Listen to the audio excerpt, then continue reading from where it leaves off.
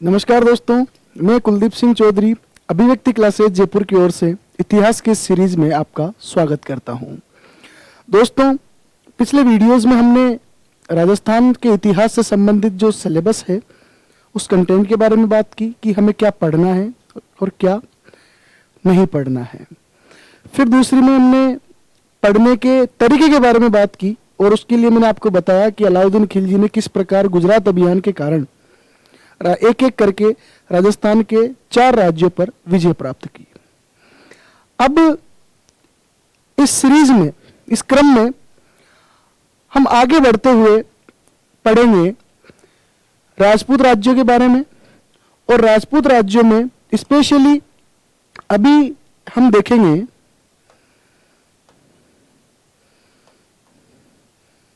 चौहान साम्राज्य।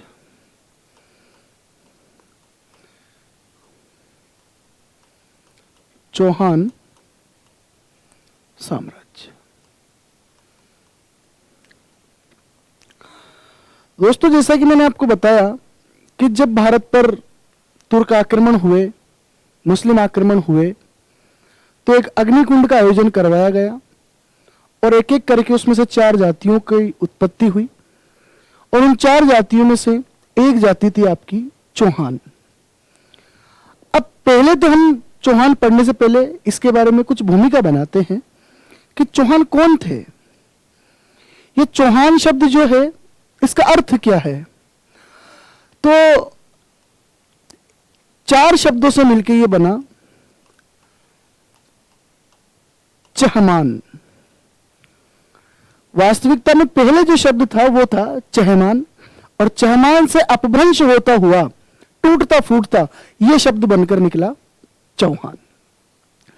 अब साहब, ये चौहान जो है, चहमान, इन चारों शब्दों का अलग अलग अर्थ है। च से शब्द बनता है चाप, ह से शब्द बनता है हरी, मां से शब्द बनता है मान, मर्यादा, सम्मान, और न से एक शब्द बनता है वो है नीति। यानी कि चौहानों को इस शब्द के माध्यम से परिभाषित करने की कोशिश की गई है, जहां यह बताने की कोशिश की है कि चाप यानी कि धनुष, हरि यानी कि विष्णु, मान यानी कि सम्मान, और नीति यानी कि न्यायप्रियता, वे शासक जो धनुर्विद्या में निपुण थे, भगवान हरि को पूजते थे यानी कि विष्णु के उपासक थे, जिनका मान सम्मान पूरी दुनिया में सबसे अलग था, और जो नीति के बिल्कुल पक्के, बिल्कुल सच्चे थे, उन लोगों को कहा गया चहमान, और चहमान से ही शब्द बना है चौहान। तो ये जो परिकल्पना है चहमान शब्द की, ये परिकल्पना मिलती है हमें एक ग्रंथ में, और उस ग्रंथ का नाम है पृथ्वीराज विजय। और पृथ्वीराज विजय ग्रंथ किसके द्वारा लिखा गया, तो नाम आएगा जयानक भट्ट के द्वारा यह ग्रंथ लिखा गया। अब अगर आगे बात करें तो साहब हमारे सामने यह आता है कि इस चौहान वंश का संस्थापक कौन था, यानी कि चौहान वंश का जो आदि पुरुष था जिसने इन चौहानों की स्थापना की, वो व्यक्ति कौन था। दूसरी चीज, स्थापना कहां हुई, यानी कि इनका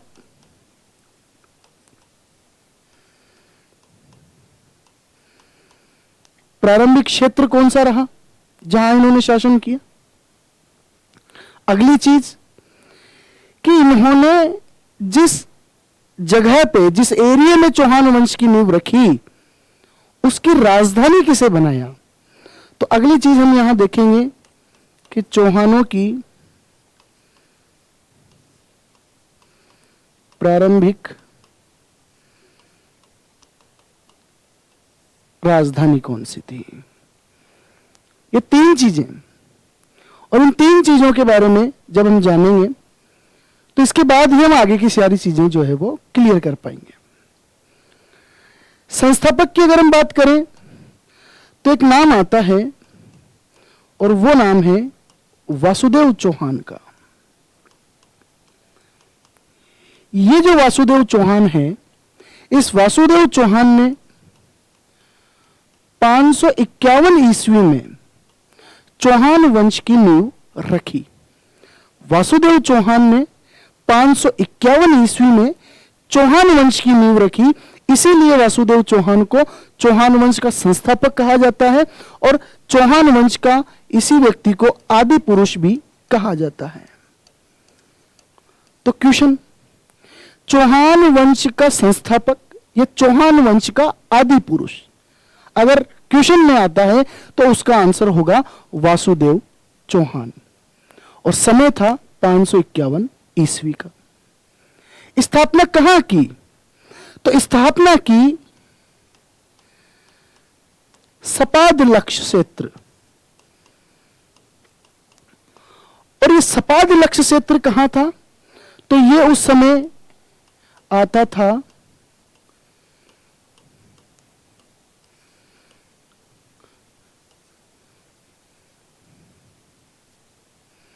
जांगल प्रदेश के अंदर।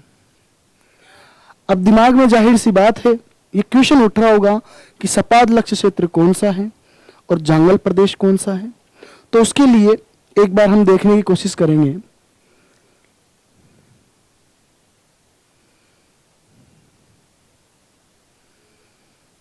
तो राजस्थान का स्पेशली ये वाला जो एरिया है जिसमें जोधपुर, बीकानेर और थोड़ा सा नागौर वाला एरिया सम्मिलित है, इस एरिया को जाना जाता था प्राचीन काल में जांगल प्रदेश के नाम से। और इसी जांगल प्रदेश में एक हिस्सा था और उस हिस्से को कहा गया सपाद लक्ष्य, जो सांबर के आसपास का क्षेत्र था। अब थोड़ा सा अगर हम इसके डेप्थ में जाएं, अगर अतीत में जाएं, तो वास्तविकता में सपाद लक्ष्य क्षेत्र है, यह भी एक अपभ्रंश क्षेत्र है। तो वास्तविक नाम क्या है? तो वास्तविक नाम था इस क्षेत्र का सपाल दक्ष। क्यों था? कि चौहानों ने एक गांव जीता, दूसरा गांव जीता, तीसरा गांव जीता, और जब चौहानों के क्षेत्र में 1.25 लाख गांव हुए, तो 1.25 लाख गांव जब इनके साम्राज्य में हुए तो इस क्षेत्र को कहा गया सपाल दक्ष। और सपाल दक्ष से अपभ्रंश होता होता भाषा के माध्यम से यह शब्द बन गया सपाद लक्ष्य। सपाद लक्ष्य जांगल प्रदेश के अंतर्गत आता था और सपाद लक्ष्य जो है स्पेशली सामर झील के आसपास का क्षेत्र माना जाता है। अगली चीज देखें कि सब क्षेत्र तो स्थापित कर दिया, स्थापना तो कर दी, लेकिन इसको चलाने के लिए, इसकी राजनीति को चलाने के लिए, प्रशासन को चलाने के लिए कोई राजधानी का भी होना भी जरूरी है ना। तो राजधानी क्या रहेगी? तो सब राजधानी बनाई गई अहिछत्रपुर। और अहिछत्रपुर वर्तमान में देखें तो यही होता है आपका नागौर। और जैसा कि मैंने आपको बताया कि सामर झील के आसपास का क्षेत्र यह माना गया। और सामर झील की अगर बात करें तो ज्योग्राफिकल दृष्टि से जयपुर, अजमेर और नागौर तीनों ही जगह पे इसका भौगोलिक विस्तार माना गया, तीनों जिलों के अंदर। तो साहब ये अहिछत्रपुर को इन्होंने राजधानी बनाया, सपाद लक्ष्य का क्षेत्र था और चौहानों का जो संस्थापक था वो संस्थापक था आपका वासुदेव चौहान। अब यहां पे हम अगर थोड़ा सा आगे बढ़ते हैं तो कुछ और चीजों के बारे में हम देखते हैं। पहले एक बार फिर से मैं दोबारा एक बार क्लियर कर दूं, हम चौहान साम्राज्य पढ़ रहे हैं और चौहान नाम होने से पहले इस राजवंश का नाम रखा गया चहमान, 4 शब्दों से। च का मतलब चाप यानी कि धनुष, ह का मतलब हरि, मा यानी मान और न यानी नीति। यानी कि वे शासक जो धनुर्विद्या में निपुण थे, वे शासक जो हरि यानी कि विष्णु की पूजा करते थे, वे शासक जिनका मान सम्मान अन्य की अपेक्षा में काफी अधिक था, और वे शासक जो नीति के बिल्कुल पक्के थे, न्यायप्रिय शासक थे, उन्हीं को कहा गया चहमान। और चहमान से ही अपभ्रंश होता हुआ यह शब्द बन जाता है चौहान। ये जो परिकल्पना चहमान शब्द की जो परिभाषा दी गई है, ये परिभाषा जयानक के द्वारा अपने ग्रंथ पृथ्वीराज विजय के अंदर लिखी गई। यहां दो ग्रंथ हैं और बार बार पूरे इतिहास में चलेंगे, पृथ्वीराज विजय और पृथ्वीराज रासो। यहां अंतर हमें यह करना है कि पृथ्वीराज विजय जो है वो लिखी गई जयानक भट्ट के द्वारा, और पृथ्वीराज रासो जो है वो लिखा जाता है चंद्रबरदाई के द्वारा, जो पृथ्वीराज चौहान का मित्र भी था और दरबारी कवि भी था। चंद्रबरदाई ने इसको लिखना प्रारंभ किया, लेकिन चंद्रबरदाई की मृत्यु के बाद यह ग्रंथ पूरा किया चंद्रबरदाई के बेटे जलहन ने। चौहान अगर हम पढ़ रहे हैं तो चौहान वंश की स्थापना किसने की, इसका संस्थापक कौन था, इसका आदि पुरुष कौन था, यानी कि मूल एक आदमी जिससे फिर आगे वंश की वृद्धि हुई, तो वो था वासुदेव चौहान। वासुदेव चौहान ने 551 ईस्वी में चौहान वंश की नींव रखी। कहां पे? सपाद लक्ष्य क्षेत्र में। सपाद लक्ष्य क्षेत्र किस प्रदेश का हिस्सा था? तो जांगल प्रदेश का हिस्सा था। जोधपुर, बीकानेर, नागौर का एरिया जांगल प्रदेश जाना जाता था, और उस जांगल प्रदेश का एक पर्टिकुलर एरिया था सपाद लक्ष्य। इसकी राजधानी किसे बनाया गया? तो राजधानी थी अहिछत्रपुर नागौर को। अब हम आगे देखते हैं इसके बाद की क्या चीज है। साहब यहां हम देखेंगे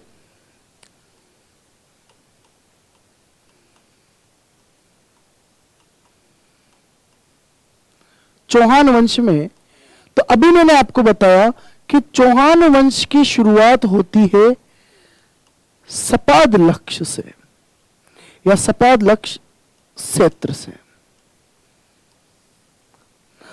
वासुदेव चौहान आया, उसने स्थापना की।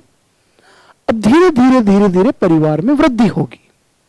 वासुदेव के बच्चे होंगे, उनकी बीवियां आएगी, फिर उनके बच्चे होंगे, फिर उनकी बीवियां आएगी, तो परिवार अपने आप में एक विशालता ले लेगा। और विशाल परिवार होने के कारण फिर आपको पता है कि जब ज्यादा परिवार के अंदर ज्यादा लोग होते हैं तो उतनी ज्यादा सामाजिक समस्याएं, पारिवारिक समस्याएं उत्पन्न होती है। इसीलिए आज हम देखते हैं कि हमारे परिवारों में जब परिवार बच्चों की शादी हो जाती है तो वो अपनी बीवी को, अपने परिवार को लेकर कहीं और जगह चला जाता है, जिसको अपनी भाषा में बंटवारा होना कहते हैं, न्यारे होने जिसको बोलते हैं हमारी भाषा में। तो सपाद लक्ष्य चौहानों का मूल क्षेत्र है, लेकिन यहां से चौहानों ने पलायन करना शुरू किया और अपने अपने परिवारों को लेकर चौहान अलग अलग हो गए। सपाद लक्ष्य क्षेत्र के चौहानों से जो निकलने वाली पहली शाखा थी वो थी नाडोल शाखा, यानी कि चौहानों में से एक बेटा, एक वंशज ऐसा हुआ जिसने अपने आप को यहां से अलग किया और नाडोल, यानी कि नाडोल पड़ता है आपका पाली में, और नाडोल जाकर उसने अपना नया साम्राज्य स्थापित किया। इसीलिए यहां जो चौहान स्थापित हुए उन्हें नाडोल के चौहानों के नाम से जाना जाता है। और फिर बाद में इसी नाडोल से निकले आपके जालोर और शिवाणा के चौहान, जालोर, शिवाणा, और यहीं से निकले आपके सिरोही के देवड़ा चौहान। यानी कि फिर जब नाडोल में भी स्थिति यह होगी कि परिवार बढ़ता जाएगा तो वो अपने अपने परिवारों को लेकर निकल जाएंगे। तो क्वेश्चन यहां ये बनता है कि चौहानों का प्रारंभिक क्षेत्र कौन सा था। तो अगर क्षेत्र का नाम आता है तो हमारे सामने नाम है सपाद लक्ष्य क्षेत्र, लेकिन चौहानों की सबसे पहली शाखा की अगर बात की जाए तो वो शाखा होगी आपकी नाडोल शाखा। क्लियर है? आगे बढ़ते हैं। जैसे सपाद लक्ष्य से नाडोल के चौहान गए, वैसे ही एक और वंशज आता है और उसने 1113 ईस्वी में अजमेर नगर की स्थापना कर दी और अजमेर को ही अपनी राजधानी बना लिया और अपने अजमेर से ही उसने शासन संचालन करना प्रारंभ किया। तो अब चौहान अजमेर आ गए, यानी कि अब ये अजमेर के चौहान कहलाएंगे। फिर अजमेर से ये लोग दिल्ली की तरफ बढ़ेंगे और दिल्ली पर शासन करेंगे। विग्रहराज चतुर्थ जो आएगा वो दिल्ली पर शासन करने वाला या दिल्ली पर अधिकार करने वाला पहला चौहान शासक माना जाएगा। उसके बाद पृथ्वीराज चौहान के समय चौहानों की राजनीति का एक बड़ा केंद्र अजमेर के अलावा दिल्ली रहा और दिल्ली से उसने अपनी शक्ति का परचम पूरे भारत के अंदर लहराया। जब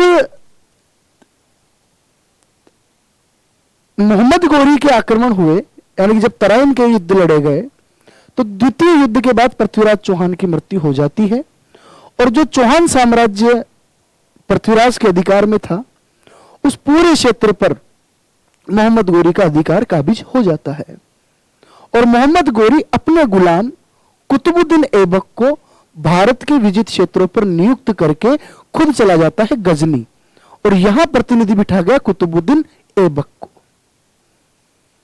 उस कुतुबुद्दीन ऐबक ने अजमेर पर शासन किया, लेकिन अजमेर को जो है वो पृथ्वीराज चौहान का जो बेटा था गोविंदराज, उसको सौंपकर खुद चला जाता है दिल्ली।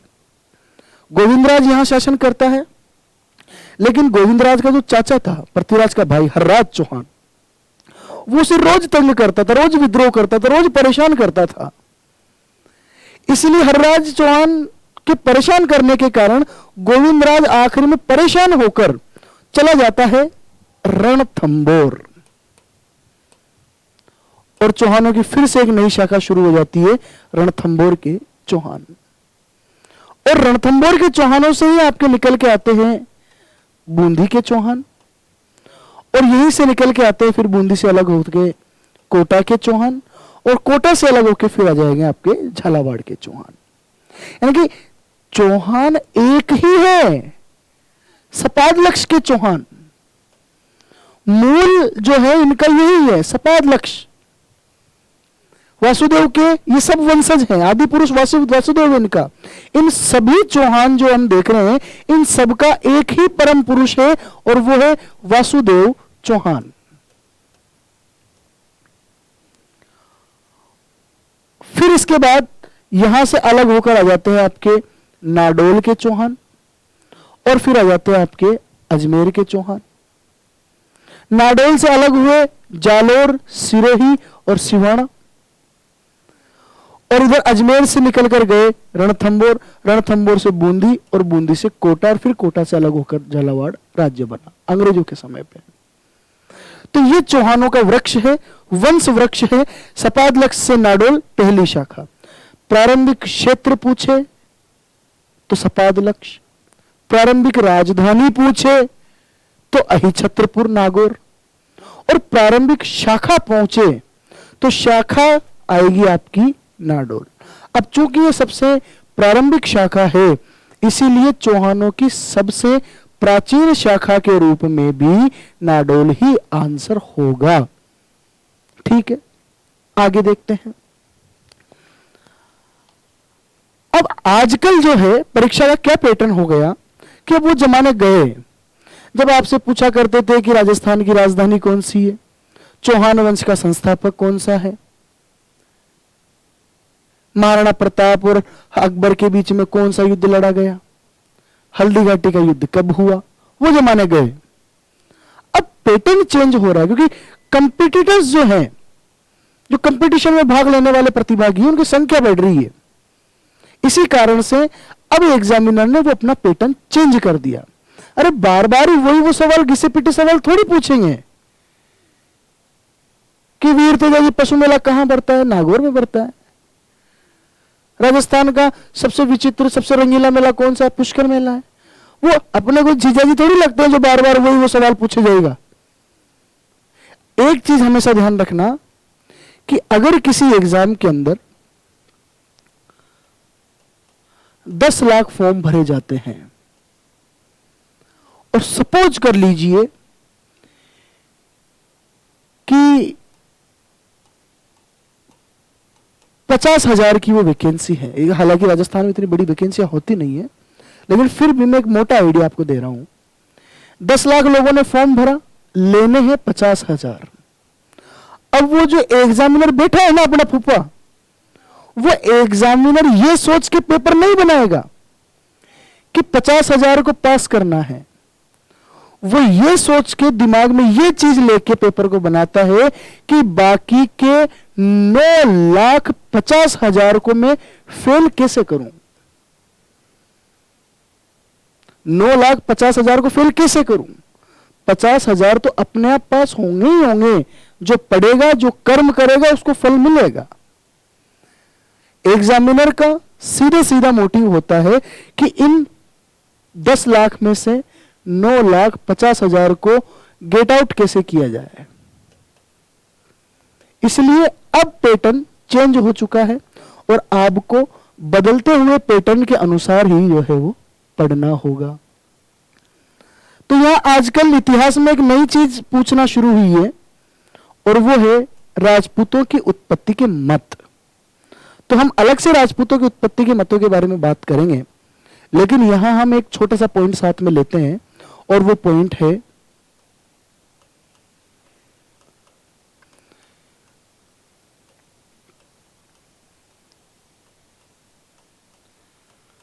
चौहानों की उत्पत्ति।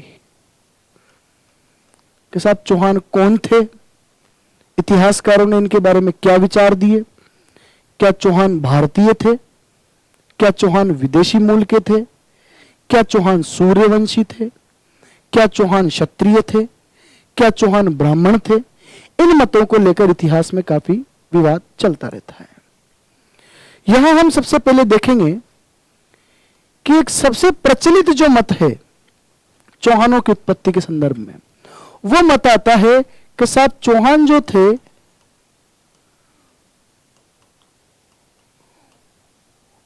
अग्निवंशीय थे। अग्निवंशीय मतलब कि अग्निकुंड से इनकी उत्पत्ति हुई।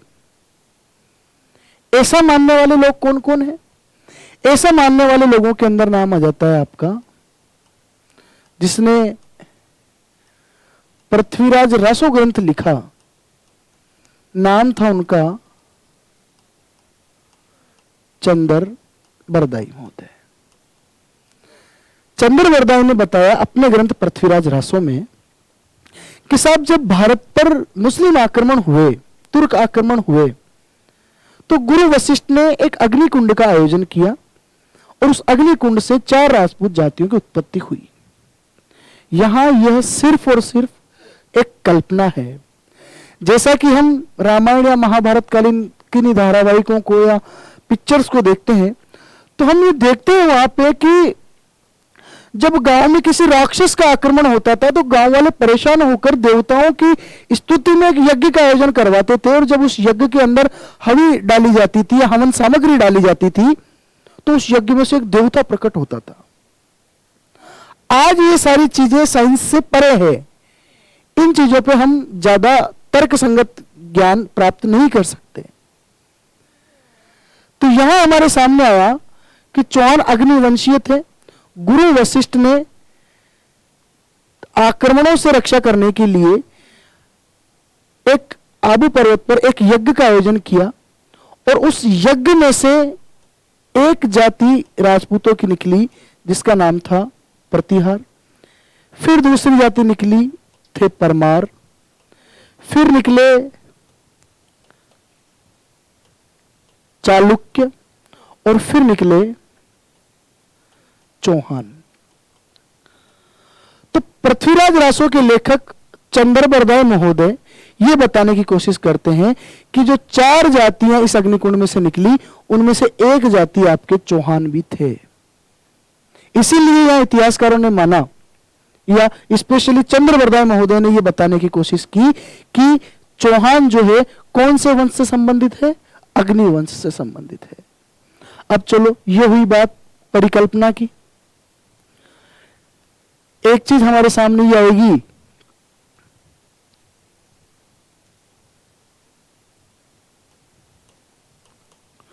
कि साहब चंद्र बरदाई ने तो ये कह दिया, लेकिन इस बात पर यकीन किन किन इतिहासकारों ने किया, यानी इस बात का समर्थन किस किस ने दिया? तो फिर उसमें नाम आ जाएगा आपके मोहनोत नैणसी और राजस्थान के राजकवि कवि सूर्यमल्ल मिश्रण। 3 इतिहासकारों का नाम मैंने यहां बताया आपको इस मत के अंदर। चंद्रबरदाई, और चंद्रबरदाई की बात का समर्थन करने वाले थे मोहनोत नेणसी और सूर्यमल्ल मिश्र।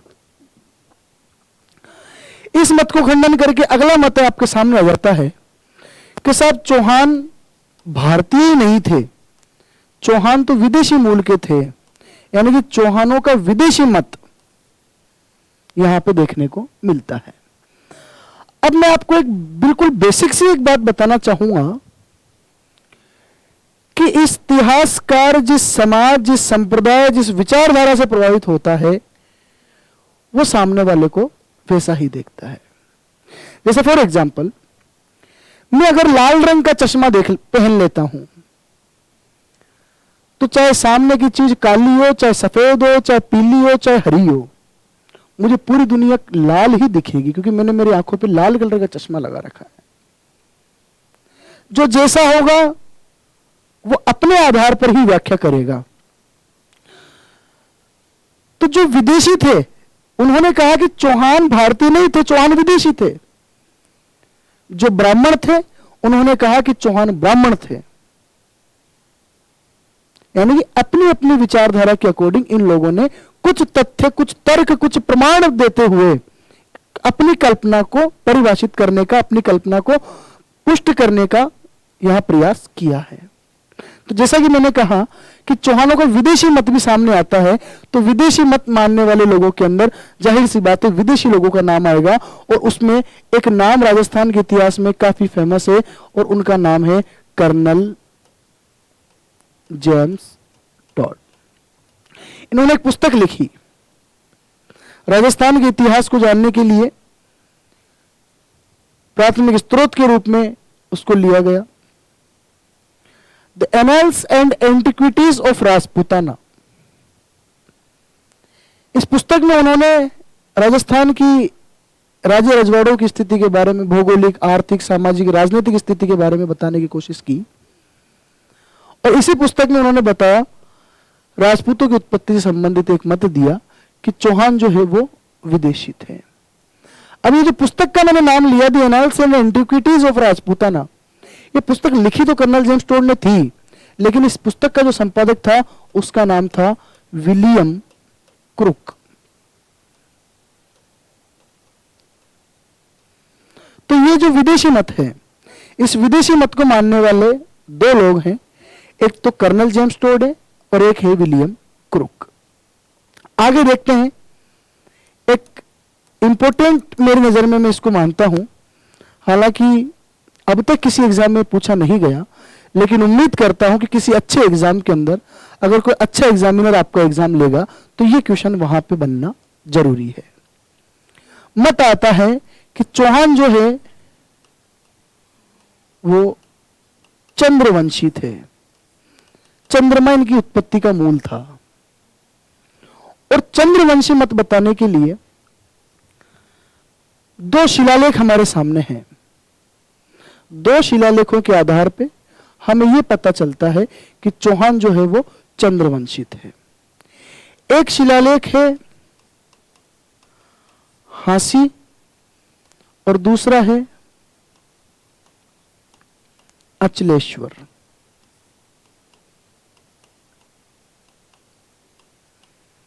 हांसी और अचलेश्वर शिलालेख।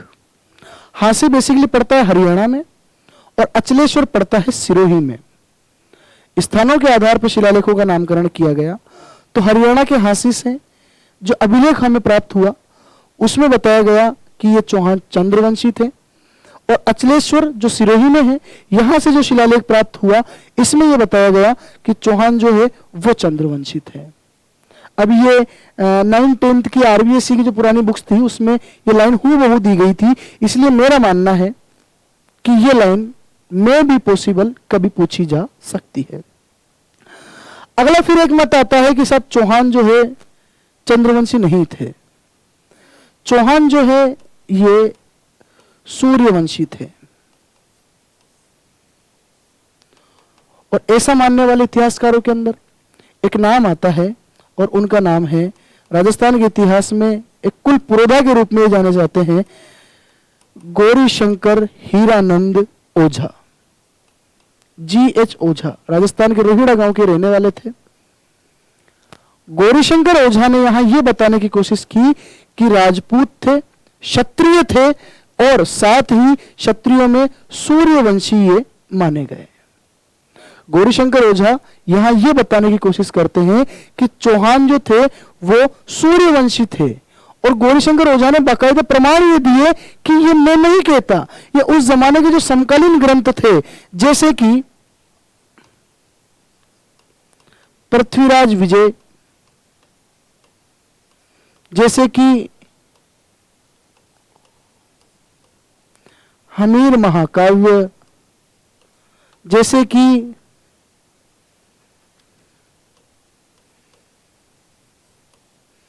हम्मीर रासो, जैसे कि बिसल देव रासो, इन ग्रंथों के अंदर यह जानकारी मिलती है कि चौहान जो है वो सूर्यवंशी थे। तो गौरीशंकर ओझा ने इनको सूर्यवंशी बताया और साथ ही ये बताया कि पृथ्वीराज रासो, हमीर महाकाव्य, हमीर रासो और बिसल देव रासो में भी ये जानकारी मिलती है कि चौहान जो है वो सूर्यवंशी क्षत्रिय थे। अब यहां मैं एक छोटी सी आपको ये जानकारी दे दूं कि पृथ्वीराज विजय, जैसा मैं पहले बता चुका हूं, पृथ्वीराज विजय लिखी गई जयानक भट्ट के द्वारा। हमीर महाकाव्य लिखा गया नयन चंद्र सूरी के द्वारा, यानी कि न्याय चंद्र सूरी इनका वास्तविक नाम है।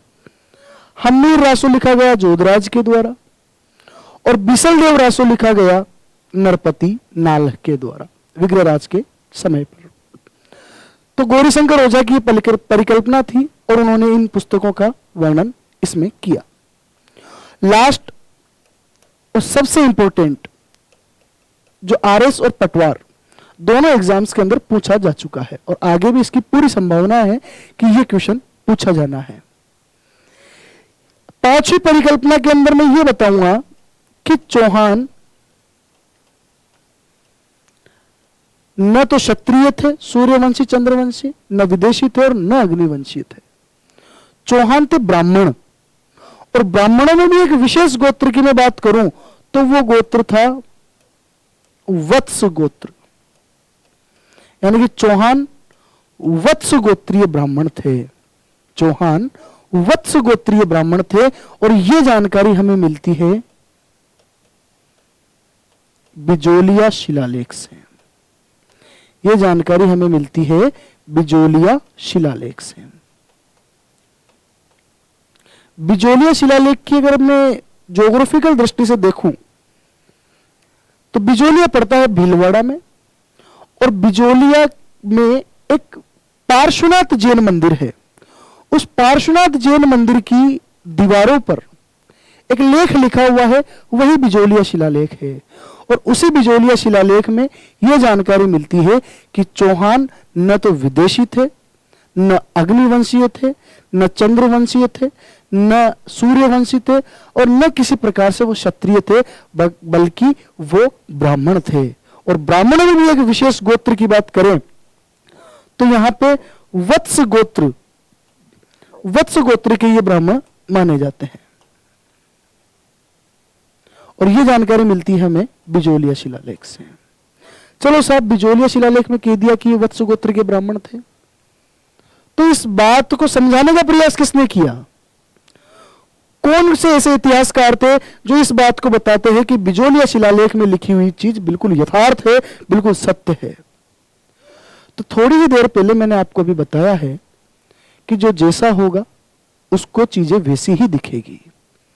यहां विदेशी लोगों को चौहान विदेशी लगे, तो जाहिर सी बात है कि जो ब्राह्मण होगा उसे चौहान क्या लगेंगे? ब्राह्मण लगेंगे। तो यहां तीन इतिहासकारों का नाम स्पेशली हमारे सामने आता है। एक नाम doctor Gopinath Sharma,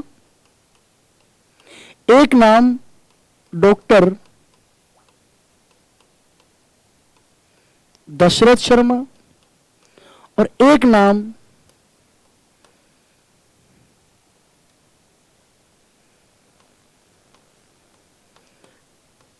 D.R. Bhandarkar, doctor Gopinath Sharma, doctor Dasharath Sharma और डॉक्टर D.R. भंडारकर ने यह बताने की कोशिश की है कि बिजोलिया शिलालेख में जो ये वर्णन है बिल्कुल सही है। चौहान वास्तविकता में अगर देखा जाए तो वास्तविकता में चौहान ब्राह्मण थे और ये मत सबसे ज्यादा प्रचलन में है। बिजोलिया शिलालेख वर्तमान एग्जाम की दृष्टि से काफी ज्यादा प्रचलन में है और बिजोलिया शिलालेख पूरे चौहान साम्राज्य को जब हम पढ़ेंगे, जब स्पेशली हम अजमेर के चौहान या सपादलक्ष के चौहानों पर जब हमारी चर्चा रहेगी तो वहां पर बार बार हमारे बीच में ये बिजोलिया शिलालेख प्रमाण के रूप में आता रहेगा। तो यहां ये चौहानों की उत्पत्ति से संबंधित एक मत है। अब आप दिमाग पे ये जोर मत डालना कि इतनी सारी चीजों को एक साथ याद कैसे करें। एक दिन में याद नहीं होगी, एक साथ याद नहीं होगी। एक दिन में आप न तो अंबेडकर बन सकते और न एक दिन में आप अब्दुल कलाम बन सकते, न एक दिन में आप विवेकानंद बन सकते। ये चीजें मुंह जुबानी करने में हमें खुद को काफी टाइम लगा। या कोई भी टीचर आपको चीजें लिखाता है तो आपके दिमाग में ये होता है कि कितनी चीजें याद है, तो इसके पीछे की उसका जो बलिदान जो उसने समय दिया इस स्टडी के लिए, उस चीज को देखो आप, उसकी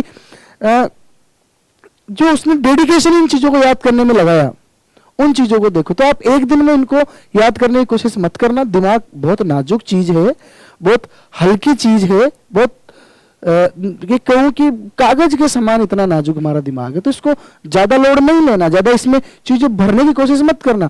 सही और सटीक तरीके से अगर कोई चीज इजी वे में आ रही है तो उसको सबसे पहले याद कर लेना। इसको जब आप बार बार देखोगे, एक बार, दो बार, 5 बार याद नहीं होगी, 10 बार, 15 बार, 20 बार कभी तो याद होगी।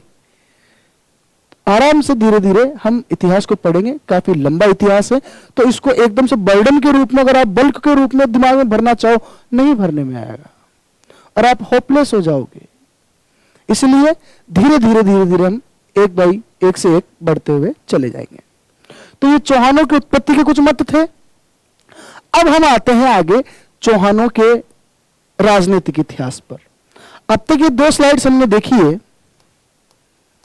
जिनमें मैं आपको ये बताने की कोशिश की कि चौहान कौन थे, चौहानों का संस्थापक कौन था, चौहानों का प्रारंभिक क्षेत्र कौन सा था, चौहानों की राजधानी क्या थी, ये चीजें हमने देखी। फिर मैंने बताया कि चौहान वंश धीरे धीरे धीरे जो है वो डिवाइड कैसे हुआ। सपादलक्ष चूंकि या प्रारंभ चौहानों का सपादलक्ष से हुआ, इसीलिए इनको सपादलक्ष के नाम से जाना जाता है। सामर क्षेत्र में थे और सामर में शाकंभरी माता का मंदिर था, तो शाकंभरी माता को पूजने के कारण ये शाकंभरी के चौहान भी कहलाए। जब ये नाडोल चले गए तो नाडोल के चौहान कहलाए। जब जालोर और शिवाना में रहे तो ये जालोर और शिवाना के सोनगरा चौहानों के नाम से ये जाने गए। सिरोही में गए तो ये देवड़ा चौहानों के नाम से जाने गए। और चूंकि चौहानों ने सबसे ज्यादा प्रसिद्धि जो है वो अजमेर से प्राप्त की, इसीलिए अजमेर के चौहानों के नाम से भी ये प्रसिद्ध रहे। बाकी चौहान एक ही है, डीएनए सब में एक ही है, वासुदेव चौहान का डीएनए। अगली चीज मैंने आपको बताई कि चौहानों की उत्पत्ति कैसे हुई, इस चीज को लेकर कुछ मत थे। तो कुछ विद्वान मानते हैं कि अग्निवंश, और अग्निवंश में सबसे मेन नाम है आपका पृथ्वीराज रासो के लेखक चंद्रबरदाई का। और चंद्रबरदाई ने बताया कि अग्निकुंड से 4 जातियां उत्पन्न हुई, उनमें से एक जाति चौहान थे। फिर विदेशी मत में कर्नल जेम्स टोड और विलियम कुक का नाम आता है। चंद्रवंशी, ये यहाँ थोड़ा सा इंपॉर्टेंट है। चंद्रवंशी मानने में एक तो है हरियाणा के हांसी से प्राप्त शिलालेख या अभिलेख, और एक अचलेश्वर शिलालेख। इन दोनों ही जगहों पर नाम मिलता है चंद्रवंशी।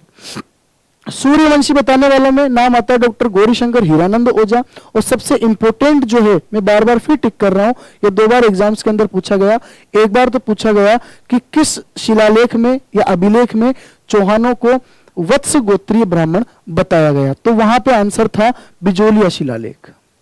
और दूसरा क्वेश्चन था कि बिजोलिया शिलालेख में चौहानों को किस गोत्र से संबंधित बताया गया है, वहां पे आंसर था वत्स गोत्रीय ब्राह्मण के नाम से। तो इस चीज को आप थोड़ा सा देखना।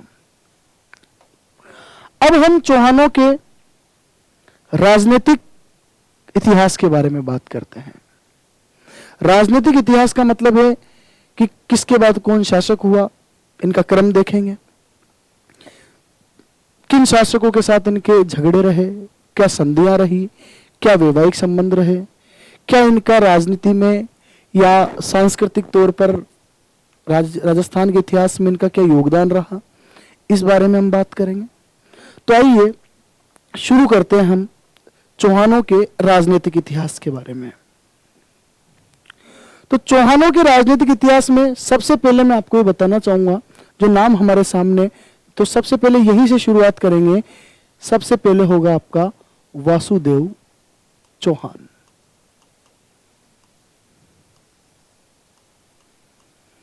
मैंने अभी आपको बताया कि वासुदेव चौहान जो था, ये चौहान वंश का संस्थापक था या चौहान वंश का आदि पुरुष था। और स्थापना कब की? तो 551 ईस्वी में। आगे अगर मैं बात करूं तो अभी अभी मैंने आपको बताया कि बिजोलिया शिलालेख बार बार इतिहास में हमें आता रहेगा, हमारे इतिहास में। तो यहां वासुदेव चौहान के बारे में जानकारी मिलती है बिजोलिया शिलालेख में। और बिजोलिया शिलालेख में क्या जानकारी मिलती है वासुदेव चौहान के बारे में? यह जानकारी मिलती है कि बिजोलिया शिलालेख में यह बताया गया है कि वासुदेव चौहान जो था, इस वासुदेव चौहान ने ही सामर झील का निर्माण किया। यानी कि वासुदेव चौहान को सामर झील का निर्माता बताया गया है बिजोलिया शिलालेख के अंदर। अब यह बात फिर से कंट्रोवर्सी को जन्म देगी। आप कहेंगे कि साहब, जब हमने ज्योग्राफी पढ़ी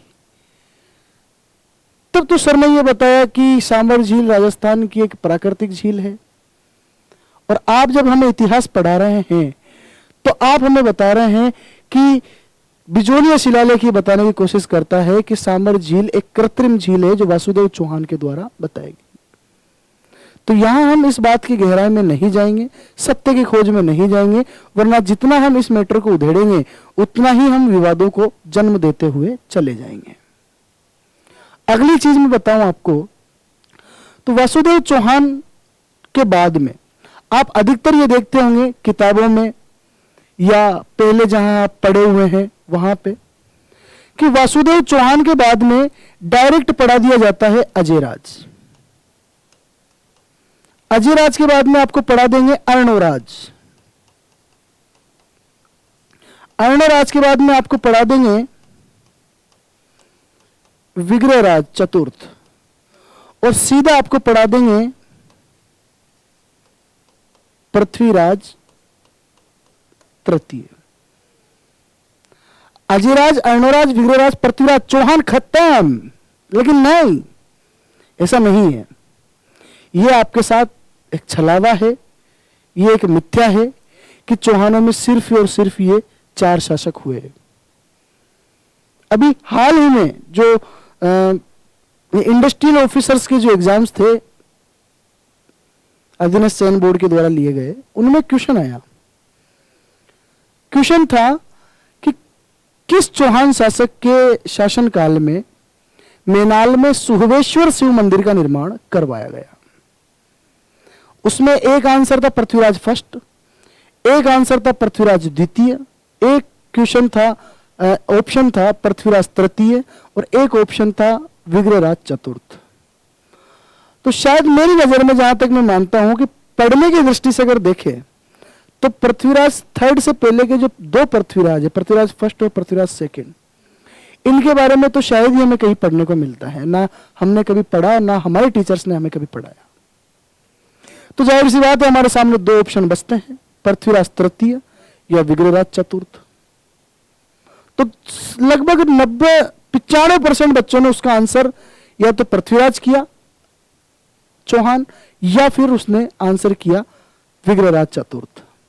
लेकिन वास्तविकता में उसका जो सही आंसर था वो था Prithviraj second. Prithviraj second.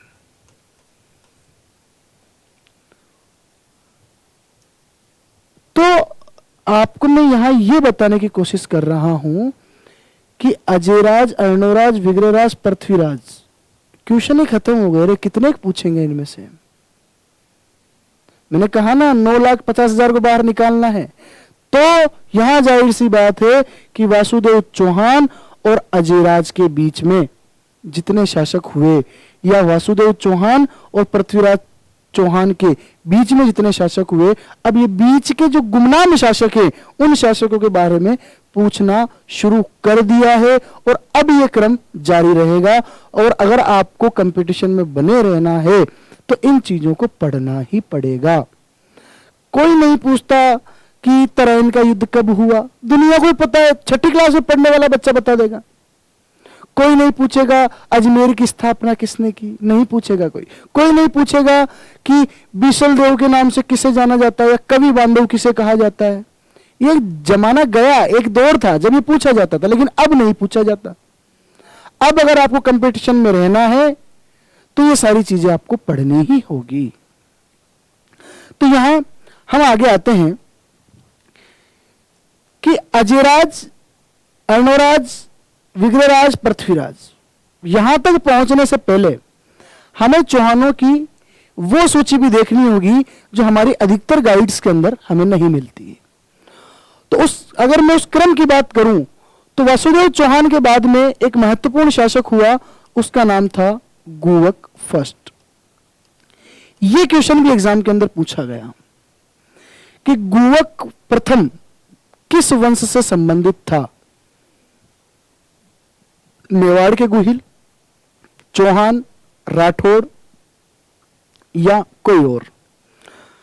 Answer होगा उसका चौहान। तो यानी कि गुवक के बारे में भी पूछ लिया, पृथ्वीराज सेकंड के बारे में भी पूछ लिया, तो अब बाकी और लोगों के बारे में भी तो ये पूछ सकता है ना। तो यहां पे हम देखेंगे कि गुवक प्रथम के बारे में हमें क्या जानकारी मिलती है। तो सबसे पहले तो मैं आपको बताना चाहूं कि पहले जो चौहान थे ये गुर्जर प्रतिहार जो शासक थे उनके सामंत थे। उनके सामंत के रूप में उनके अधीन रहकर ही अपना शासन चलाते थे। तो जब प्रतिहारों में एक शासक हुआ, प्रतिहार शासक नागभट्ट द्वितीय, तो उस प्रतिहार नागभट्ट द्वितीय का सामंत था गुवक प्रथम। तो प्रतिहार नागभट्ट द्वितीय का यह सामंत था। प्रतिहार शासक नागभट्ट द्वितीय का यह क्या था, सामंत था। अगली चीज कि इसने सीकर में एक मंदिर बनवाया, हर्षनाथ मंदिर। सीकर में हर्षनाथ मंदिर का निर्माण करवाया। हर्षनाथ मंदिर, ये जो हर्षनाथ है इन्हें माना जाता है चौहानों का कुल देवता। भगवान शिव का यह मंदिर है और शिव के हर्षनाथ के रूप में शिव को पूजा जाता है, और हर्षनाथ को माना जाता है चौहानों का कुल देवता। तो गुवक प्रथम के बारे में हमें दो जानकारियां मिलती है। एक तो ये प्रतिहार नागभट्ट द्वितीय का सामंत था, और दूसरा कि सीकर में हर्षनाथ मंदिर का निर्माण इनके द्वारा करवाया गया। गुवक फर्स्ट के बाद में अगला एक शासक आता है इंपोर्टेंट, और उसका नाम था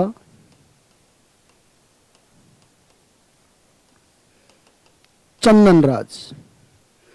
चंदनराज के बारे में हमें यह जानकारी मिलती है कि इसकी पत्नी थी, और उस पत्नी का नाम था रुद्राणी, या कई जगह पे उसे आत्मप्रभा भी कहा गया है।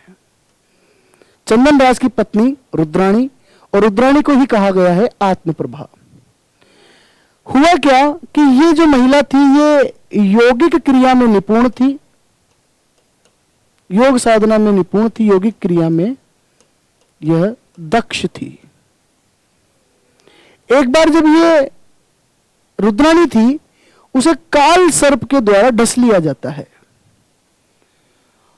और जब किसी से पूछा जाता है तो वो बताते हैं कि आधा जहर तो इसने अपनी यौगिक क्रिया से एब्जॉर्ब कर लिया है, सहन कर लिया, लेकिन बाकी बचा हुआ जो विष है इस काल सर्प का, वो तभी खत्म होगा जब आप पुष्कर झील के किनारे 1000 दीपक रोजाना जलाएंगे।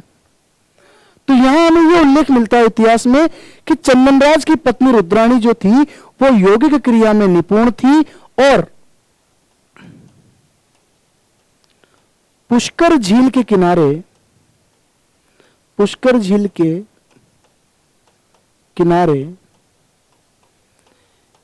1000 दीपक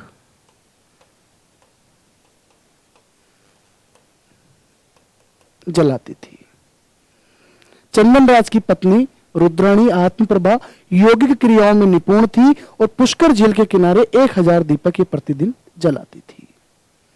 अगली चीज, अगला शासक चंदनराज के बाद में आता है, उसका नाम था सिंहराज। अभी एक शासक ऊपर ही मैंने आपको बताया कि चौहान जो थे ये प्रारंभ में प्रतिहारों के सामंत थे, लेकिन ये जो सिंहराज आप पढ़ रहे हैं, ये सिंहराज चौहानों का पहला ऐसा शासक था जिसने प्रतिहारों की सामंतगिरी यानी कि प्रतिहारों की अधीनता स्वीकार करने से इनकार कर दिया, और ये पहला स्वतंत्र चौहान शासक माना गया। यानी कि प्रतिहारों की अधीनता स्वीकार करने से इसने इनकार कर दिया और पृथक से स्वतंत्र राज्य के रूप में, संप्रभु राज्य के रूप में इसने चौहानों का शासन चलाना प्रारंभ किया। तो पहला स्वतंत्र चौहान शासक किसे माना जाएगा? सिंहराज को माना जाएगा। यहां तक क्लियर है? एक बार फिर देखते हैं। वासुदेव चौहान, चौहान वंश का संस्थापक या चौहान वंश का आदि पुरुष। बिजोलिया शिलालेख, और बिजोलिया शिलालेख में जानकारी मिलती है कि वासुदेव चौहान जो है ये सांबर झील का निर्माता था। गुवक प्रथम नागभट्ट द्वितीय का सामंत था और सीकर में इसने हर्षनाथ मंदिर का निर्माण करवाया। और हर्षनाथ जो है वो चौहानों का कुल देवता है या चौहानों के कुल देवता के रूप में इनको जाना जाता है। अगला है चंदनराज, और चंदनराज की पत्नी का नाम था रुद्राणी और इसी का नाम था आत्मप्रभा, जो यौगिक क्रिया में निपुण थी और पुष्कर झील के किनारे 1000 दीपक रोज जलाती थी। क्यों जलाती थी? काल सर्प के दंश से बचने के लिए। अगली चीज, सिंहराज, तो चौहानों का प्रथम स्वतंत्र शासक सिंहराज था और सिंहराज ने प्रतिहारों की अधीनता यानी कि सामंत गिरी मानने से मना कर दिया था। अगली चीज हम देखेंगे, अगला जो शासक आएगा इसका नाम है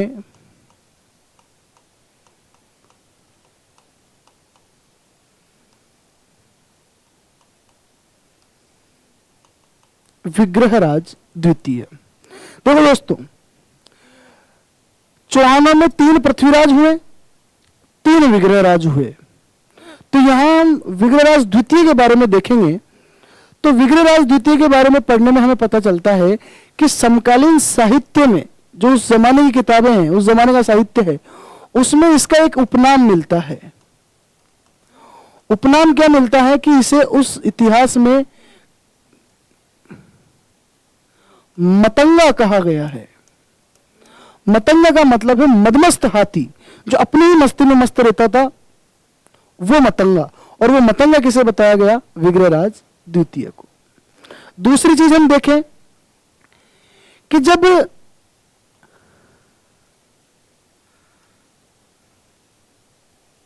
राजस्थान के इस एरिया में चौहान शासन कर रहे हैं, उस समय गुजरात में शासन कर रहे थे चालुक्य, और उस समय जो चालुक्य था राजा, उसका नाम था मूलराज प्रथम। तो यहां जो विग्रहराज द्वितीय था चौहान, इस विग्रहराज द्वितीय चौहान और मूलराज प्रथम जो चालुक्य था, इन दोनों के बीच में एक युद्ध हुआ और इस युद्ध में विग्रहराज चौहान की विजय हुई। यानी कि चालुक्य मूलराज प्रथम को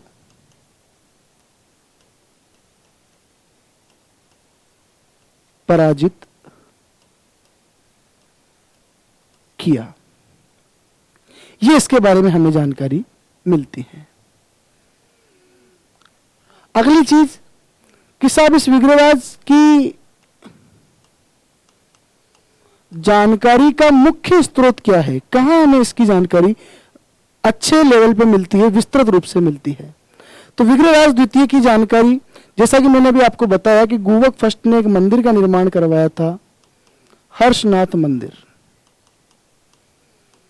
तो इस हर्षनाथ मंदिर के एक लेख लिखा हुआ है इसकी दीवार पर। हर्षनाथ मंदिर की दीवार पर जो लेख लिखा हुआ है, तो हर्षनाथ मंदिर का जो लेख है, इसमें हमें पूरी जानकारी मिलती है किसकी, विग्रहराज द्वितीय की। तो ये था हमारा विग्रहराज द्वितीय। अगला अगर हम शासक देखें, देखो अभी हम अजयराज पर नहीं आए, अभी हम अजयराज से पहले के जो पूर्ववर्ती जो शासक थे चौहानों में, उन शासकों के बारे में देख रहे हैं। और लाजिमी यहां से क्वेश्चन बनना निश्चित है, डेफिनेट है, तय है। अगला शासक आएगा आपका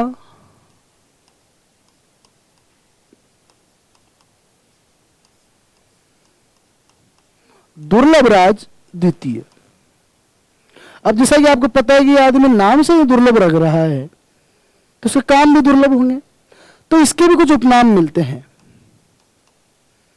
समकालीन साहित्य में इसे एक तो कहा गया शकरा, और एक इसका नाम मिलता है दुर्लग्य मेरु। शकरा और दुर्लग्य मेरु दोनों इस दुर्लभराज द्वितीय के उपनाम थे। और दुर्लग्य मेरु का मतलब क्या है, ये मेरु जो शब्द है, मेरु का मतलब है पहाड़। दुर्लग्य यानी कि दुर्लभता, यानी कि जिसकी आज्ञा एक पहाड़ जैसी हो, यानी कि इसकी आज्ञा का उल्लंघन करना ऐसा माना जाए, इतना कठिन था उस जमाने में कि जैसे किसी पहाड़ को पार करना कठिन था। यानी कि ये इतना क्रूर शासक था, इतना अनुशासनशील शासक था कि इसकी आज्ञा जो होती थी, उस आज्ञा को पार करना एक बड़ी चुनौती मानी जाती थी, जिसकी आज्ञा को सब लोग मानते थे। तो यहां हम सिर्फ और सिर्फ इसके उपनाम के बारे में ही देखेंगे। अगला जो शासक आया उसका नाम था गोविंद तृतीय, गोविंद थर्ड। और गोविंद थर्ड का भी एक उपनाम हमें मिलता है, इसे कहा गया है वेरी घरट। वेरी यानी दुश्मन, और घरट या घट वध करना, दुश्मनों को पीस देने वाला, दुश्मनों को वध करने वाला, वो कहा गया है गोविंद तृतीय को। दोस्तों यहां ये इंपॉर्टेंट है इनके नाम, इसलिए मैं आपको फिर से एक बार बताना चाहूंगा। विग्रहराज द्वितीय, इसका उपनाम है मतंगा। दुर्लभराज द्वितीय, इसका नाम है शकरा, और इसी को कहा गया है दुर्लग्य मेरु। तीसरा है गोविंद तृतीय, इसका उपनाम है वेरी घरट, यानी कि दुश्मनों को घट करने वाला, वध करने वाला, उनका खून पीने वाला। तो ये वेरी घरट। ये तीन कंटिन्यू उपनाम आपको याद रखने हैं। विग्रहराज द्वितीय को मतंगा कहा गया, दुर्लभराज द्वितीय को शकरा और दुर्लग्य मेरु कहा गया, और गोविंद तृतीय को जो है वो वेरी घरट कहा गया। अगला शासक आता है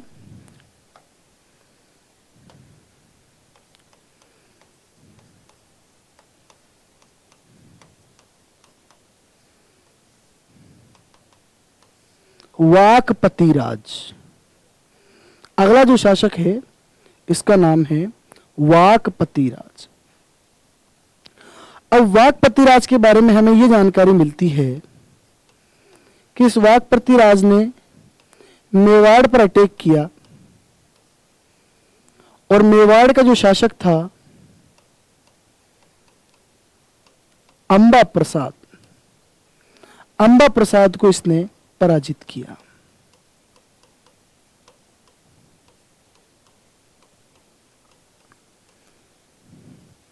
मेवाड़ के किस शासक को इसने पराजित किया, तो नाम आएगा आपका अंबा प्रसाद।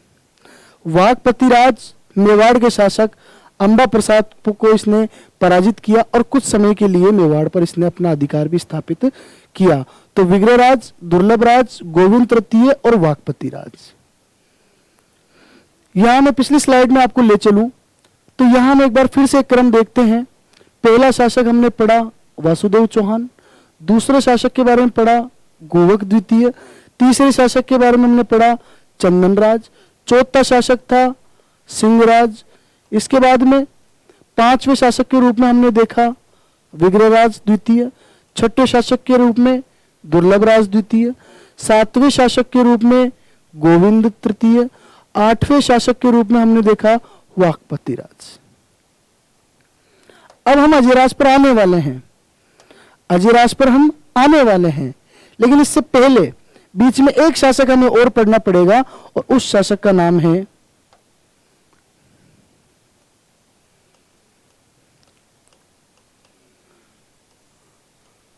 पृथ्वीराज फर्स्ट। पृथ्वीराज फर्स्ट के समय की एक घटना इतिहास में काफी महत्वपूर्ण है और वो घटना निर्माण काल की घटना। एक निर्माण कार्य इनके समय हुआ और राजस्थान में काफी प्रचलित मंदिरों में से एक मंदिर है और उस मंदिर का नाम है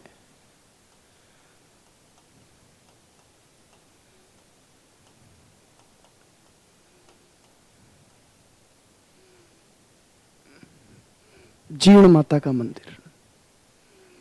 जीण माता का मंदिर है सीकर में। अगर ऑप्शन आता है कि किस स्थान पर राजस्थान में जीण माता का मंदिर स्थित है, ऑप्शन में सीकर, जयपुर, अलवर, अजमेर कुछ भी हो, तो आपको आंसर बिल्कुल निश्चित रूप से निसंकोच होते हुए सीकर करना है। लेकिन अगर ऑप्शन में सीकर भी आ जाता है और अगर ऑप्शन के अंदर रेवासा भी आता है, रेवासा, तो उस कंडीशन में आपका आंसर होना चाहिए रेवासा। यद्यपि रेवासा सीकर जिले में ही है, लेकिन आंसर फिर हो जाएगा आपका रेवासा। तो यहां मैं आपको यह बता रहा था कि पृथ्वीराज फर्स्ट के समय ही, इनके शासनकाल में ही जीण माता के मंदिर का निर्माण हुआ। और जीण माता के मंदिर का निर्माण किसने करवाया? तो पृथ्वीराज द्वितीय फर्स्ट के समय इसका एक मंत्री था और उस मंत्री का नाम था हट्टड़ मोहिल। उस मंत्री का क्या नाम था? हट्टड़ मोहिल। इस हट्टड़ मोहिल के द्वारा इस जीण माता के मंदिर का निर्माण करवाया गया। तो पृथ्वीराज फर्स्ट जो था, यही आपके अजयराज के पिताजी थे। और अब यहां से आपका वो इतिहास शुरू होगा चौहानों का, जो आपने अब तक पढ़ाया है या अन्य टीचरों ने, अन्य अध्यापकों ने आपको अब तक पढ़ाया है, या आपने जो अब तक पढ़ा है उनमें अजयराज तक आने से पहले हमें 8 और 9 शासकों के बारे में पढ़ना पड़ा। यानी कि अजयराज 10वें नंबर का शासक माना जाता है। हालांकि और भी बीच में कई शासक आए, लेकिन वहां उनकी विषय वस्तु के बारे में भी ज्यादा प्रासंगिकता नहीं है और अपने एग्जाम में भी उनकी कोई प्रामाणिकता, कोई प्रासंगिकता नहीं है। आशा करता हूं कि यहां 9 शासकों के बारे में आपको समझ में आया होगा। आप याद करेंगे तो ये याद भी होंगे। जैसा कि मैंने अभी आपको बताया था कि ये जो उपनाम है मतंगा, शकरा, वेरीगरट, कम से कम आप इनको याद रखें। स्पेशली वेरीगरट को तो आप याद रखें ही रखें, ये आ सकता है एग्जाम के अंदर। तो अगली चीज हम देखते हैं, अगला जो चैप्टर हम पढ़ रहे हैं, अगला जो शासक हम पढ़ रहे हैं, ये है अजयराज।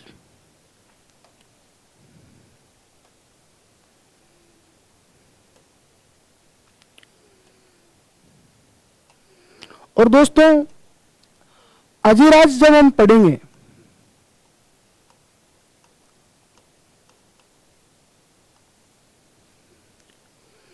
तो अजयराज के बारे में हम कुछ चीजें यहां देखेंगे कि 1105 से लेके 1133 ईस्वी तक अजयराज ने शासन किया। अब अजयराज के बारे में कुछ चीजें मैं आपको यहां ये बताना चाहूंगा कि अजयराज का जो उपनाम है, इसे कहा गया है इतिहास में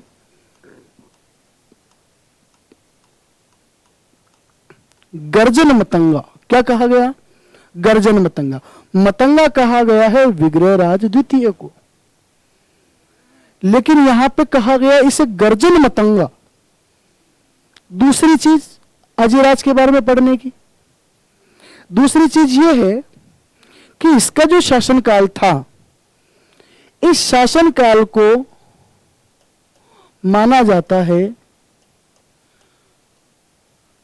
चौहानों का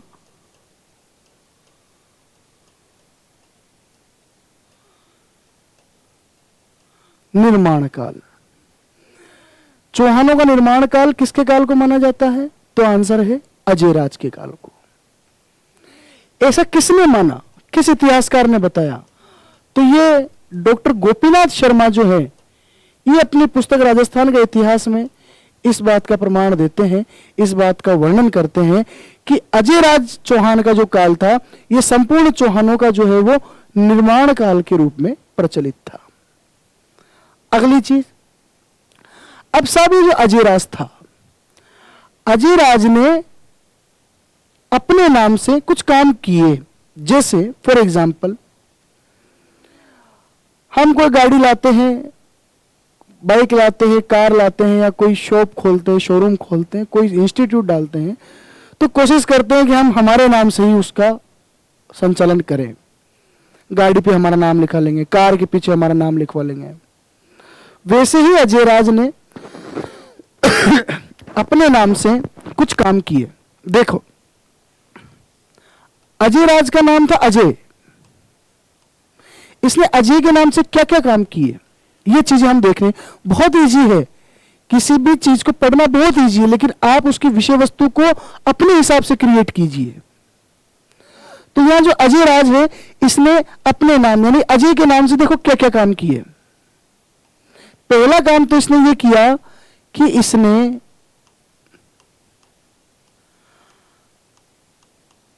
अजमेर नगर की इसने स्थापना की। कब की? 1113 ईस्वी में अजयराज ने अपने नाम यानी अजय के नाम से अजमेर नगर की स्थापना की 1113 ईस्वी में। और दूसरी चीज, स्थापना तो की इसने अजमेर को अपनी राजधानी भी बनाया। अजमेर नगर की स्थापना की और अजमेर को राजधानी बनाया। अगली चीज कि अजमेर में इसने एक किला बनवाया जिसे कहा गया अजय मेरु दुर्ग।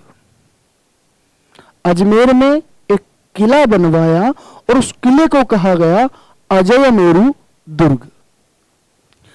यही वो अजय मेरु दुर्ग है जो इतिहास में आगे जाकर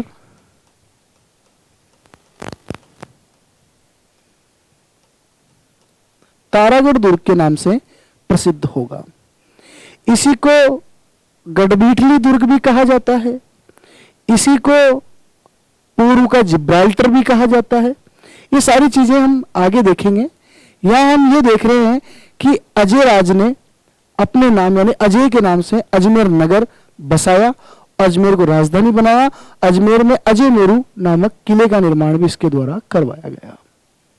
फिर आगे देखें तो अजयराज जो था, इस अजयराज ने चांदी व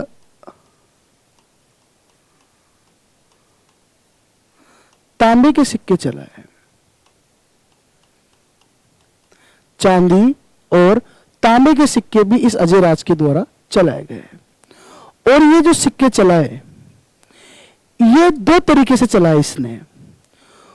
कुछ सिक्कों पर तो इसने अपनी पत्नी का नाम लिखवाया। पत्नी का नाम था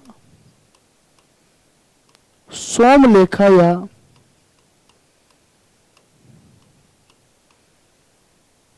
सोमल देवी।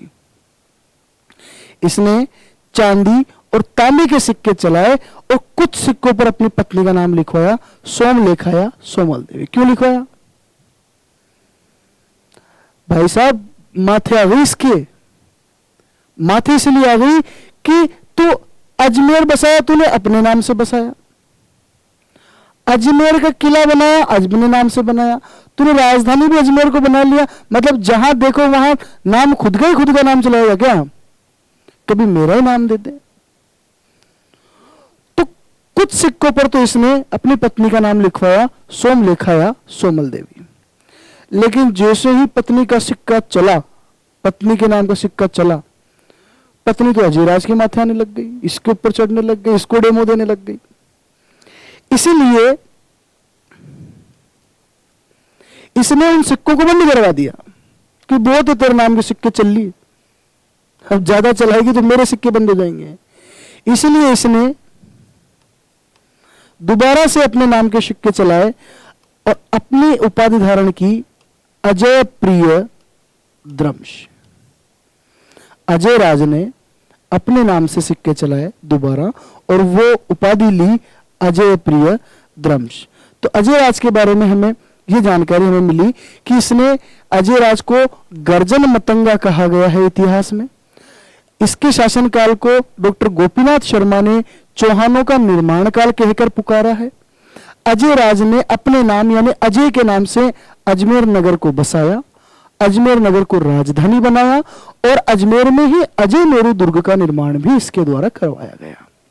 अगली चीज, किसने चांदी और तांबे के कुछ सिक्कों का निर्माण करवाया, सिक्कों का प्रचलन करवाया और उन सिक्कों पर, आधे सिक्कों पर तो अपनी पत्नी सोमलेखा या सोमल देवी का नाम लिखवाया और आधे सिक्कों पर इसने वापस अपना नाम लिखवाया, अपनी उपाधि धारण की और वो उपाधि थी अजय प्रिय द्रंश की उपाधि। अजयराज में हम अगर आगे बढ़ते हैं तो अजयराज के समय मालवा प्रांत जो था, उस मालवा प्रांत के शासक का नाम था नरवर्मन। उसका नाम था नरवर्मन। मालवा क्या है मैं आपको समझाऊं।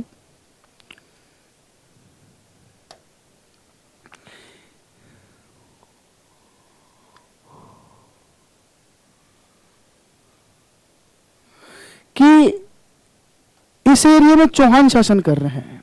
सपोज दैट ये एरिया है गुजरात, यहां गुजरात में है चालुक्य, यहां है मालवा यानी कि मध्य प्रदेश, और यहां पे शासन कर रहे थे परमार। परमारों के बाद में आते हैं यहां पे चंदेल, यहां पे ये चौहान है। तो गुजरात के चालुक्य और मालवा के परमारों के साथ चौहानों के संबंध प्रारंभ से ही जो है वो कटुतापूर्ण थे, क्योंकि वो पड़ोसी ही क्या जो झगड़ा ना करे, और पड़ोसी होने के नाते इनको लड़ना पड़ा। तो पड़ोसी होने के नाते ये लड़ रहे थे और पड़ोसी होने के नाते इनका सब कुछ ये झगड़ा चल रहा था, और इसी झगड़े के चलते चौहानों और चालुक्यों के मध्य संघर्ष हुए, चौहानों और मालवा के परमारों के मध्य संघर्ष हुए।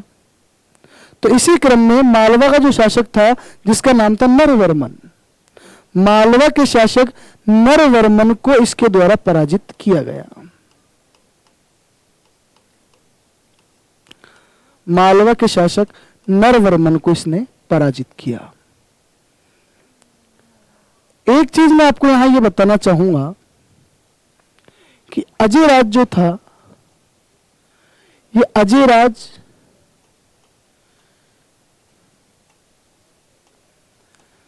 शैव संप्रदाय या शैव धर्म, जिसमें भगवान शिव की पूजा की जाती है, शंकर की पूजा की जाती है, इस शैव मत या शैव संप्रदाय को मानने वाला ये शासक था। जैसा कि मैंने आपको अभी बताया कि गुहक प्रथम ने हर्षनाथ मंदिर का निर्माण करवाया, और हर्षनाथ मंदिर मूलतः एक शिव मंदिर है और हर्षनाथ इनका कुल देवता माना जाता है। तो हर्षनाथ कुल देवता यानी कि शिव भगवान अगर कुल देवता है तो शिव की ही ये लोग पूजा करेंगे। लेकिन यहां मैं जो बताना चाह रहा हूं वो बात यह है कि यद्यपि ये शिव की पूजा करते थे, शिव धर्म को मानते थे, लेकिन अन्य धर्मों के प्रति भी इनका उदार दृष्टिकोण था। ये अन्य धर्मों को भी उतना ही सम्मान देते थे जितना शिव धर्म को देते थे। अब मैंने ये बात कही कि अन्य धर्मों को भी उतना ही सम्मान देते थे, लेकिन इस बात को पुष्ट कैसे करें, प्रमाणित कैसे करें?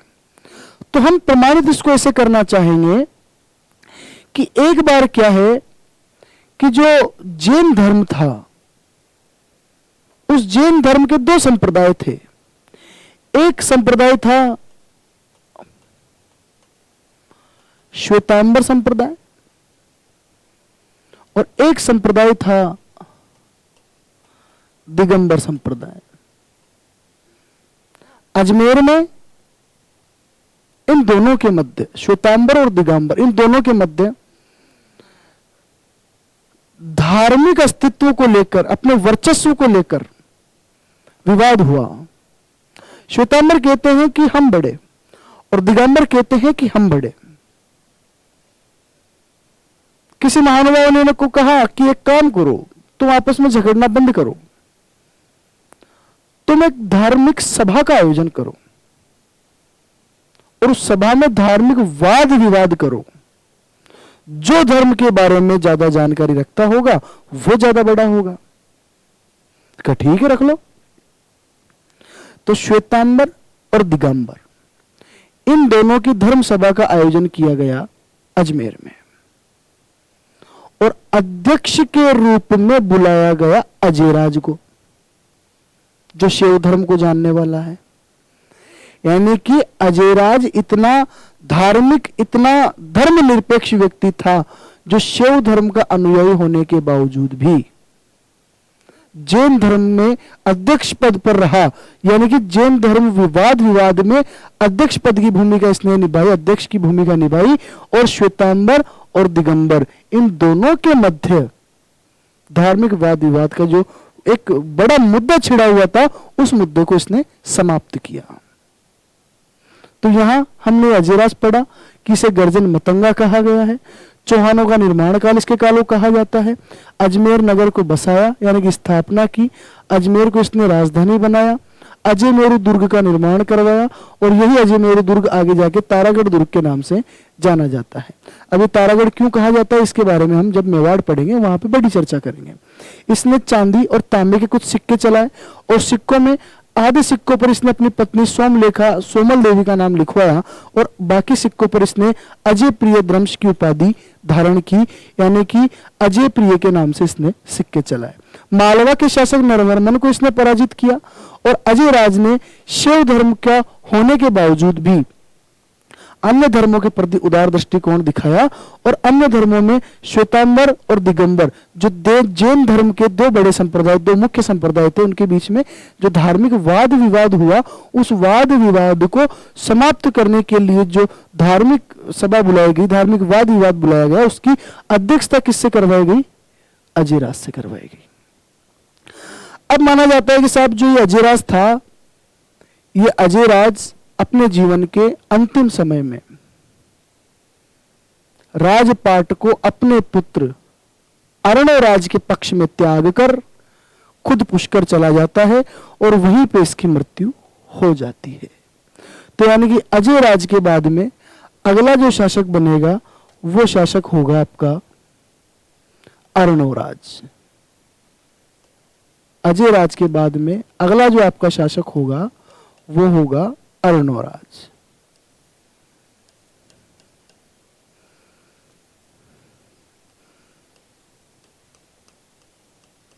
ग्यारह सौ 33 ईस्वी से 1153 इसका शासनकाल होगा।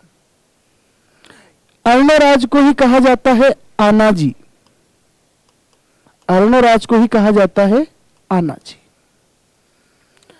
अर्णोराज की अगर हम बात करें तो यहां सबको पता है, एक नॉर्मल सी चीज है कि अर्णोराज ने एक झील का निर्माण करवाया और उस झील का नाम था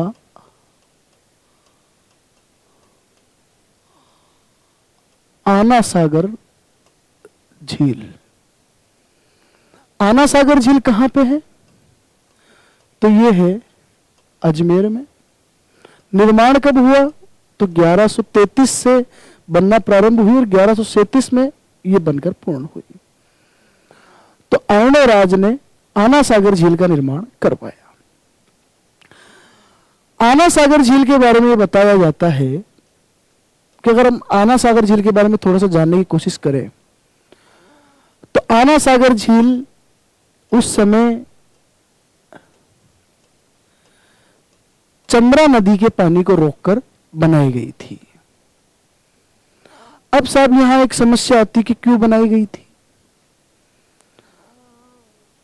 तो एक तो हम अगर पॉजिटिव सेंस इसका लें तो हम ये कह सकते हैं कि लोक कल्याण के लिए अर्णवराज ने आना सागर झील का निर्माण करवाया।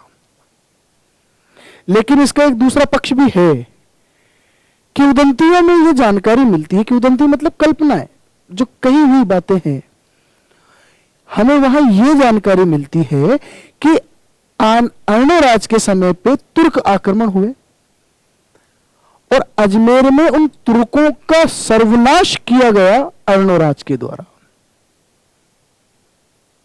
तो उनको मारने के बाद जो अजमेर में जो मारकाट हुई, जो खून खराबा हुआ, जो रक्त दीवारों पर, जो रक्त अजमेर की धरती पर छा गया था, चिपक गया था, बिल्कुल अजमेर की धरती खून से सनी हुई थी। उस खून को धुलवाने के लिए, उस रक्त की सफाई करवाने के लिए इस आना सागर झील का निर्माण अर्णवराज के द्वारा करवाया गया था। यहां हम सिर्फ हमारे काम की बात इतनी है कि अर्णवराज ने आना सागर झील का निर्माण करवाया, अजमेर में करवाया और चंद्रा नदी पर पानी रोककर चंद्रा नदी के पानी से इस झील का निर्माण करवाया। अब आना सागर झील के बारे में हम देखें तो इसके और कौन कौन से अच्छे क्वेश्चंस हैं। तो अच्छे क्वेश्चंस इसके ये हैं कि आना सागर झील के किनारे पे एक बाग लगा हुआ है, बाग बना हुआ है, इसका नाम है दौलत बाग। वर्तमान में इस दौलत बाग का नाम परिवर्तित कर दिया गया और अभी इसका नाम है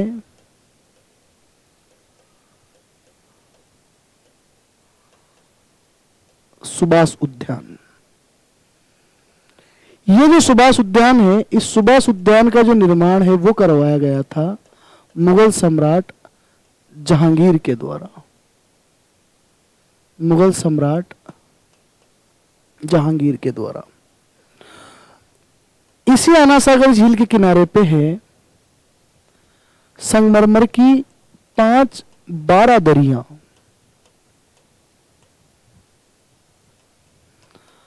अब यहां 12 दरियों का मतलब ऐसा कुछ नहीं है कि वहां ले जाके कोई संगमरमर की कोई दरी पट्टियां बिछाई गई थी, नहीं। 12 दरियों का मतलब है कि आपने देखा होगा कभी भी अगर आना सागर झील आपने विजिट की हो तो इसे मानते हैं कि ये झील है। तो इस झील के किनारे पे बैठने के लिए छतरियां बनाई गई है इस तरीके से। छतरियां पिकनिक स्पॉट के रूप में, इन्हीं छतरियों को 12 दरियों के नाम से जाना जाता है। इनकी 5 थी, इनकी संख्या 5 संख्या में इनको बनाया गया। संगमरमर की 12 दरियां थी और इनका निर्माण करवाया गया था शाहजहां के द्वारा। यानी कि बाप ने, यानी कि जहांगीर जो शाहजहां का बाप था, बाप ने तो दौलत बाग का निर्माण करवाया और बेटे ने 12 दरियों का निर्माण करवाया। एक जानकारी और इसके संदर्भ में यह मिलती है कि साहब ये जो आना सागर झील थी, इसी झील के किनारे पे अस्मत बेगम जो जहांगीर की सास थी, सासू मां, नूरजहां की मां थी, उसने इत्र की खोज की थी। लेकिन यहां हम सिर्फ राजस्थान हिस्ट्री की बात करेंगे, इसलिए आना सागर झील के संदर्भ में इतनी जानकारी मेरे हिसाब से तो काफी है। अर्णवराज ने आना सागर झील का निर्माण करवाया, चंद्रा नदी के पानी को रोककर करवाया। दौलत बाग सुभाष उद्यान जिसे वर्तमान में कहा जाता है, इसी आना सागर झील के किनारे पे है। जहांगीर ने इसका निर्माण करवाया था। 12 दरिया जो संगमरमर की 5 छतरियां यहां बैठने योग्य की है, इनका निर्माण करवाया गया था शाहजहां के द्वारा। अब उस जमाने में तो शाहजहां बैठते थे। आज वर्तमान में अजमेर में कोई जो अपने आप को शाहजहां समझते हैं, जो कॉलेज के लड़के वगैरह अपनी जो भी कह सकते हैं आप, उनको लेके बैठे रहते हैं, अपने नूरजहां को लेके बैठे रहते हैं। तो ये शाहजहां के द्वारा उस जमाने में यही सोचकर बनवाया गया था कि ये आगे चलकर भी ये चीजें काम में आएगी। जो लड़के होंगे, लड़कियां होंगी, वो यहाँ पे बैठने आया करेंगे। खैर, अर्णराज के बारे में और क्या जानकारी मिले, तो और जानकारी हम ये देखेंगे कि इसके समय 2 विद्वान थे। अर्णराज के समय पे 2 विद्वान थे। ये क्वेश्चन आया हुआ है, सेकंड ग्रेड में एक बार पूछा गया है, तो थोड़ा ध्यान रखना। अर्णराज के दरबार में 2 विद्वान रहा करते थे। एक का नाम था देवबोध और एक का नाम था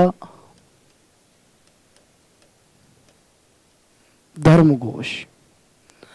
तो क्वेश्चन आ जाए कि देवबोध और धर्मघोष दोनों किसके दरबारी विद्वान थे, तो आंसर आएगा आपका अर्णराज के ये दरबारी विद्वान थे। अगली चीज देखें अर्णराज के बारे में। तो अभी मैंने आपको अजयराज के अंदर बताया था कि अजयराज ने मालवा के शासक नरवर्मन को पराजित किया। तो वो नरवर्मन अजयराज से तो पराजित हो गया, लेकिन उसने अपनी हार का बदला लेने के लिए अर्णराज पर वापस अटैक किया। अजयराज से तो हार गया, इसके पिता से तो हार गया, लेकिन अपनी हार का बदला लेने के लिए उसने वापस अटैक किया अजमेर पर। किसके ऊपर? अर्णराज के ऊपर। तो इसने वापस से क्या किया कि अजयराज ने तो नरवर्मन को हराया ही हराया, इसने भी नरवर्मन को पराजित किया। यानी कि यहां फिर से चीज आ जाएगी कि इसने मालवा के नरवर्मन को पराजित किया। दूसरी चीज, तो ये तो इसका मालवा के साथ संबंध था।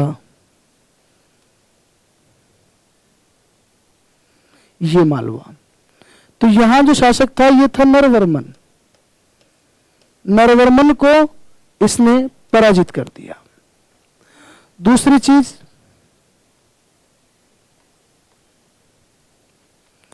चालुक्य के साथ भी इसका संबंध बिगड़ा। और चालुक्य जो थे, उन चालुक्यों के बारे में बताया जो गुजरात के चालुक्य थे, उन चालुक्यों के साथ भी इसका संबंध बिगड़ा और इसकी चालुक्यों के साथ लड़ाई होती है। जब इसकी चालुक्यों के साथ लड़ाई होती है तो एक चालुक्य शासक था जिसका नाम था जय सिंह सिद्धराज।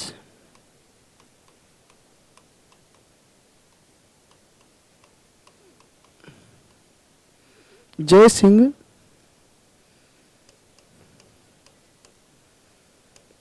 सिद्धराज।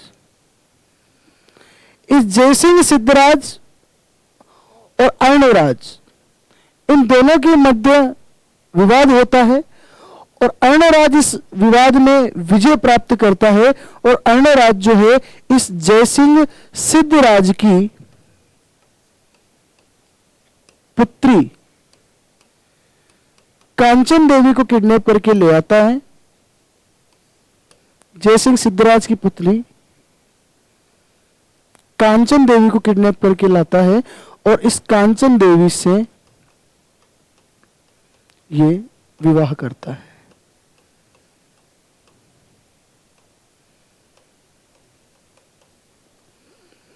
तो जय सिंह सिद्धराज जो चालुक्य शासक था उसको इसने पराजित किया और उसकी पुत्री कांचन देवी के साथ भी इसने विवाह किया। अगली चीज अगर अर्णराज के बारे में और देखी जाए तो अर्णराज की जो हत्या है इसी के बेटे जगदेव चौहान के द्वारा की गई।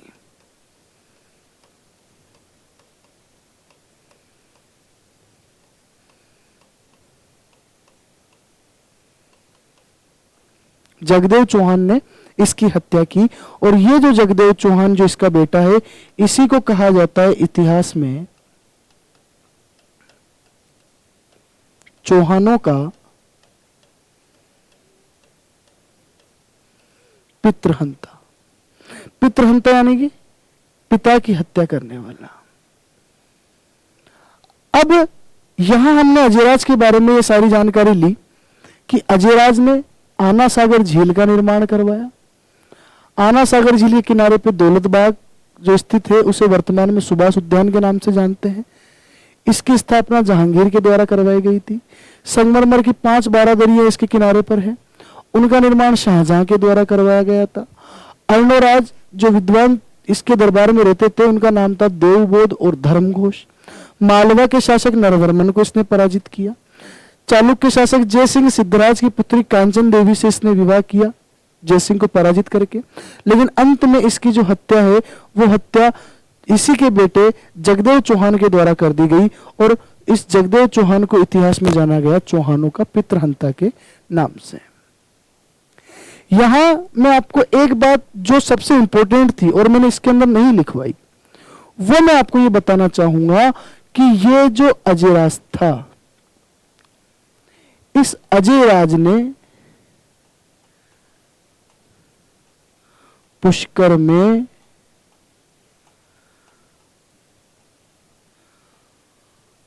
वराह मंदिर का निर्माण करवाया।